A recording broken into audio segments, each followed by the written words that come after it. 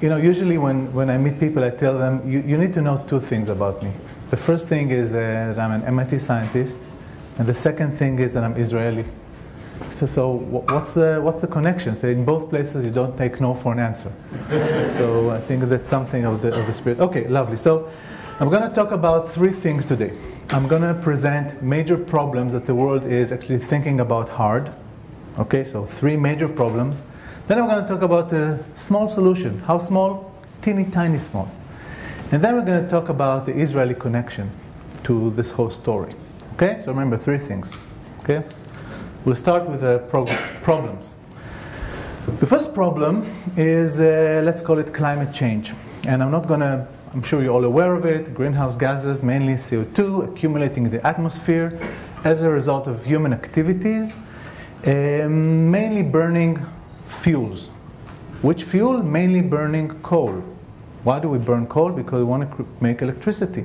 So producing electricity involves major coal burning, and coal burning releases a lot of CO2 into the atmosphere, and that's why actually Al Gore chose to the cover of his book and the cover of his movie a picture of a power plant. These are the bad guys.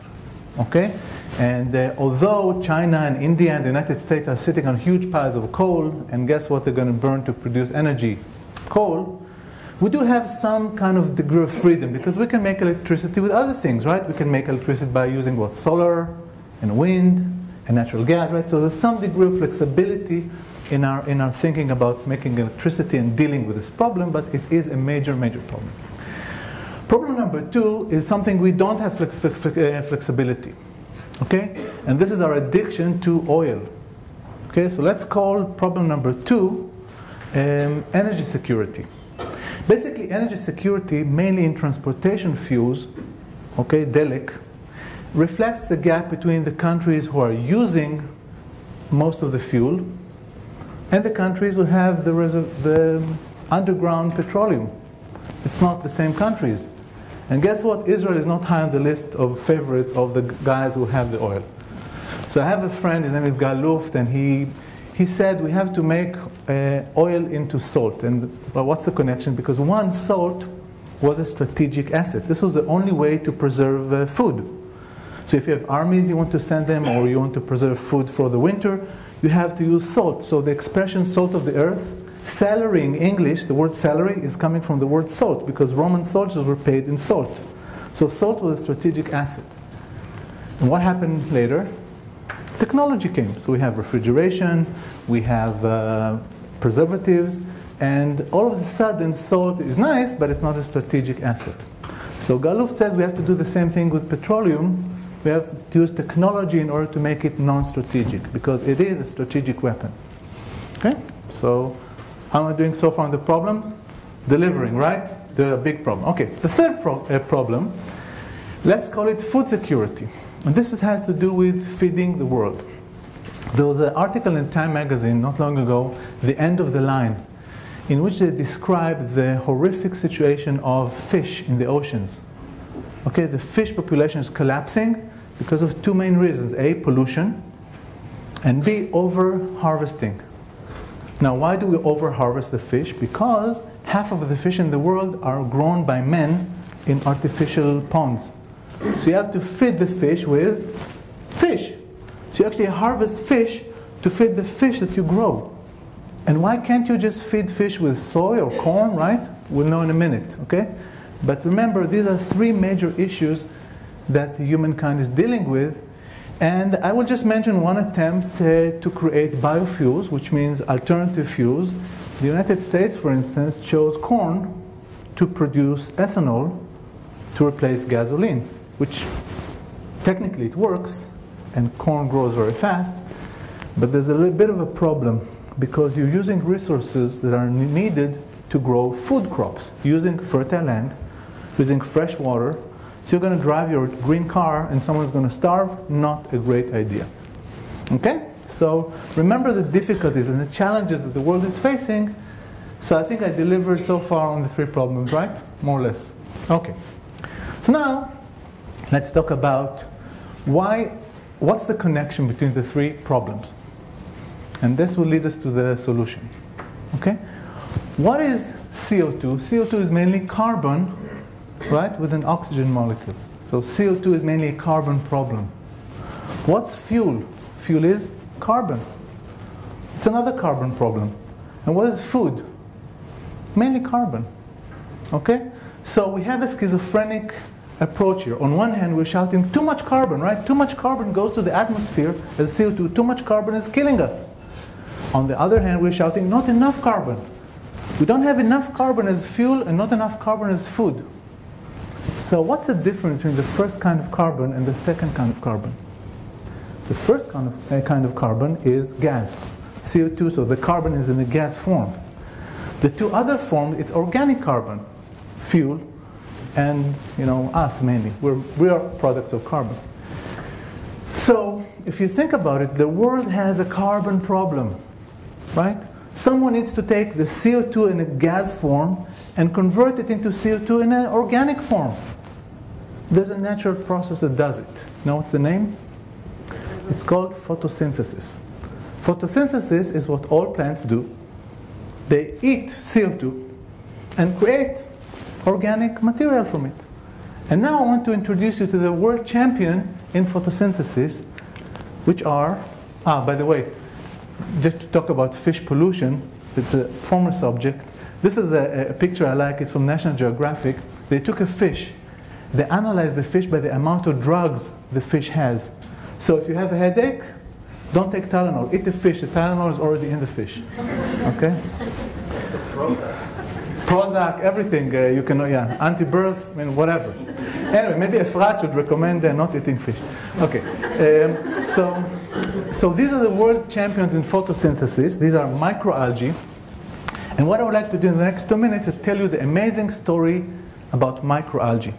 It's all started with an 8-year-old boy who met me in Boston and says, "Are you a scientist?" I say, I hope so. I'm trying to be. I said, "Listen, I'm really worried. I don't sleep at night." Why? Because I learned that the plants are producing oxygen. They're making photosynthesis, and they're producing the oxygen we all breathe. And in Boston, in the wintertime, the trees have no leaves. So will we be able to breathe in the winter? Wow, it's a good question. So I looked into it. And the boy was half correct, because the major source of oxygen in this specific room, the oxygen all of you is breathing now, is coming from microalgae in the oceans. Okay, it's not the rainforests. The rainforest in Brazil is half of the story. The second half is microalgae. Now, in English, it's easier to explain it because petroleum is oil, right? We call the petroleum we find in the ground oil. You know oil of what? So I met this CEO of PetroChina. It's a huge Chinese company. And there's an interpreter because he doesn't speak English. And I said, "You're a major company." "Yeah, we're a $500 billion company." I said, "Great, so could you tell me where is petroleum coming from?" He said, from the ground, fossil. I said, "Yes, from the ground, but what was it? Before it was an oil, what was it?" So he's asking me, "Dinosaurs?" I said, "No, I don't think we drive wrecks around. It's mostly algae." So the interpreter is saying, "Really?" I said, "You just have to interpret. You're not a part of this conversation." Okay? So the point I'm trying to make, what we call oil is mostly algae oil. We drive algae oil every day. Every airplane is taking off using algae oil. Okay? So we breathe an algae product. We drive an algae product. And remember the fish? And I told you that there's a reason why you need to feed fish with fish and not feed fish with corn or soybean. And the reason is omega-3. Okay? There's only one group of plants that produce the DHA and EPA omega-3s that we all use for our brain, for our heart, and fish need it for the same reason, brain development and cardiovascular situation. And omega-3s are being produced only by algae. Okay? We do take fish oil pills because fish accumulate them by eating algae. Okay? But remember what else is accumulated in the fish. Remember the former slide, right? So I was talking to a company once that they clean the fish oil. So I said, "Yeah, we know that fish oil is full of mercury and chemistry and whatever, but we clean it, so it's good." I said, "Yeah, it's the same thing as like, I'm going to hand you a cup of water." I said, "Listen, this water used to be sewage. But I cleaned it. I really go for it. Try. So it's not a great proposition. So algae are major in our life. But the most important thing about algae do not need fresh water. They do not need fertile land. They can use brackish water and no man's land. So you can create a platform that does not compete with agriculture by any way. Okay? So what do you need in order to create this platform? And that's the story of Israel, in my humble opinion. Okay? You want to create a system that would take the CO2 coming from CO2 emitters, and you want to feed it to algae. For them, it's gourmet food. They're happy to get CO2. They eat it. Half of their body is carbon coming from CO2. And then it's an amazing platform to create the three products all together. It's not this or that. It's this and that. You can create biofuel from the oil of the algae. Not a big secret, because we all know we're using biofuel. We're using algae-based fuels already. You can get the omega-3 from the source, not secondhand. And you can get the protein meal, because remember, for every ton of meat, you need 4 tons of protein feed to feed the animal. Where are you getting this from? Okay? So I think that's a direct touch to the major problems we talked about before. Now, why Israel? Because in order to create this platform, you need to master a basket of technologies. First of all, you need to be able to recycle water. And Israel is a world champion in water recycle. Israel recycles more than 72% of the water, #1 in the world. #2, Spain, 12%. Okay? So water recycle is an amazing tool. We have this tool. Okay? The second thing is plant biology. And Israel is a world leader in adapting plants and plant engineering to thrive in harsh conditions. I remember once in Boston, we were in Whole Foods, and my kids took this beautiful pepper. And they had a little sticker, Arava. So I told them, guys, I know where it's coming from. It's coming from the desert. And they said, no, Dad, it's you always exaggerate. And then we visited the Arava, and I took them to the place they grow the peppers, and I couldn't believe the sweet pepper is coming from salty water and middle of nowhere. So yes. And of course, all the water usage technology, drip irrigation and desert agriculture, this is a place of excellence of Israel. So applying these tools to algae actually do exist in Israel. I'll give you some examples. This is a Japanese plant in Eilat, NBT, growing algae mainly for the Japanese market. Another one, Symbiotic in Ashkelon, taking flue gas from a power plant to create algae.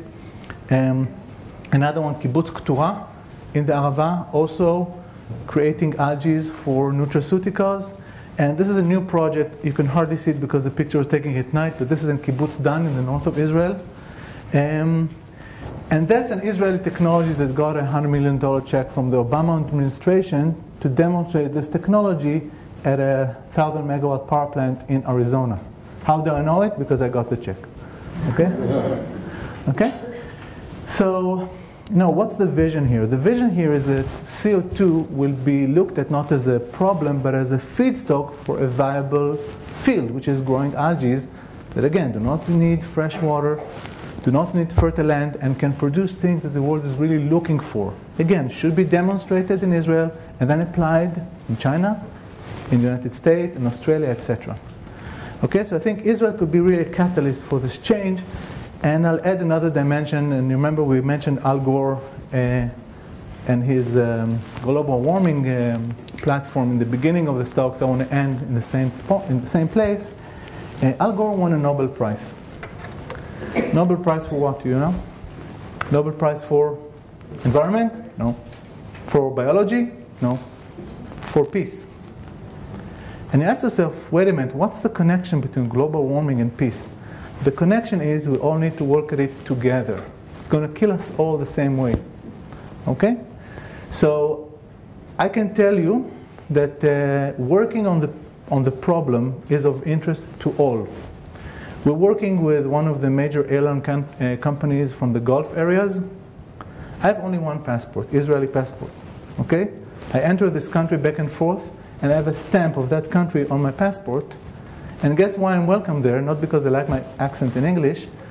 It's because it's dealing with a problem that they have. And they're looking for a solution. So for that, they look the other way when I come. So I think I think it's a beautiful platform to make a change. I think Israel has a place, and you're all invited to the project in the north to actually touch, feel, and taste the algae.